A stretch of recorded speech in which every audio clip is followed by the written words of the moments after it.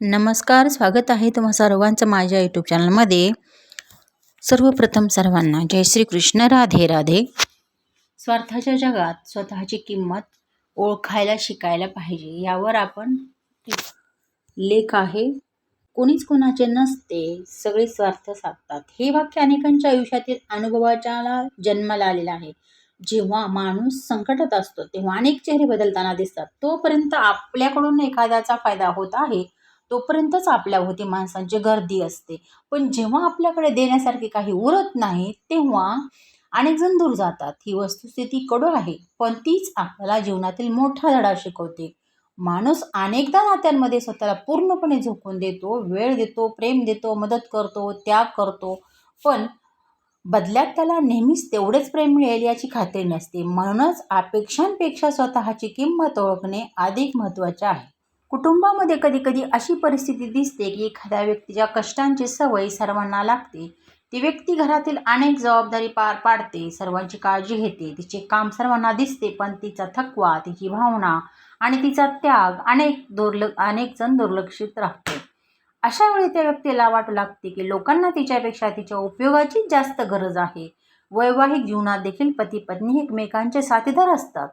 काही घरांमध्ये पत्नीवर घरातील बहुतांश कामाची जबाबदारी असते आणि तिच्या कष्टांचे कौतुक होत नाही. काही ठिकाणी पतीवर आर्थिक जबाबदाऱ्या असतात आणि त्याच्या संघर्षाकडे दुर्लक्ष होते. त्यामुळे नाते फक्त काम किंवा फायद्यावर उभे राहू नये.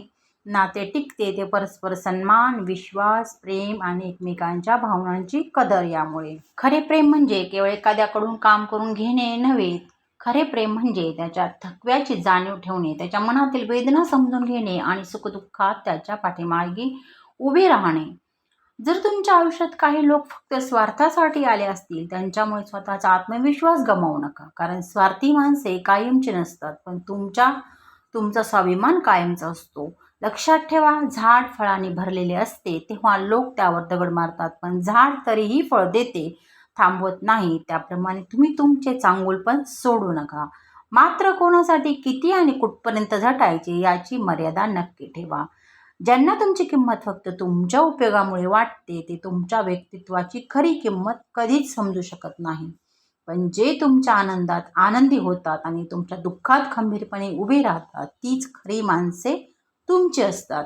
जीवन तुम्हाला एक मोठा धडा शिकवते. स्वतःवर प्रेम करा, स्वतःचा सन्मान करा, स्वतःला इतके सक्षम बनवा की कोणाच्या मान्यतेवर तुमचा आनंद अवलंबून राहणार नाही.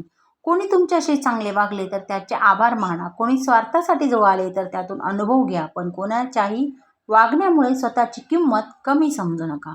कारण शेवटी जगात सर्वात महत्त्वाचे नाते म्हणजे स्वतःशी असलेले नाते. जो स्वतःचा आदर करतो त्याचा आदर कधीही करू लागतो. स्वार्थी लोक येतील, जातील, बदलतील, पण तुमचे चांगले संस्कार, तुमची मेहनत, तुमचा स्वाभिमान आणि तुमचे चारित्र्य हेच आयुष्यभर तुमच्यासोबत राहते. म्हणून कोणाच्या स्वार्थामुळे खचून जाऊ नका. तुमची किंमत इतरांच्या उपयोगावर नाही तर तुमच्या व्यक्तिमत्वावर आहे. स्वतःला घडवत राहा, शिकत राहा, पुढे जात राहा, कारण वेळ प्रत्येकाला त्याच्या कर्माचे फळ देते. आज तुमची कदर होत नसेल तरी निराश होऊ नका. योग्य माणसे तुमची किंमत ओळखतील आणि जरी कोणी ओळखली नाही तरी स्वतःच्या नजरेत मोठे राहा. कारण जे स्वतःच्या मनात श्रीमंत असतो त्याला जगातील कोणतीही अपेक्षा गरीब बनवू शकत नाही.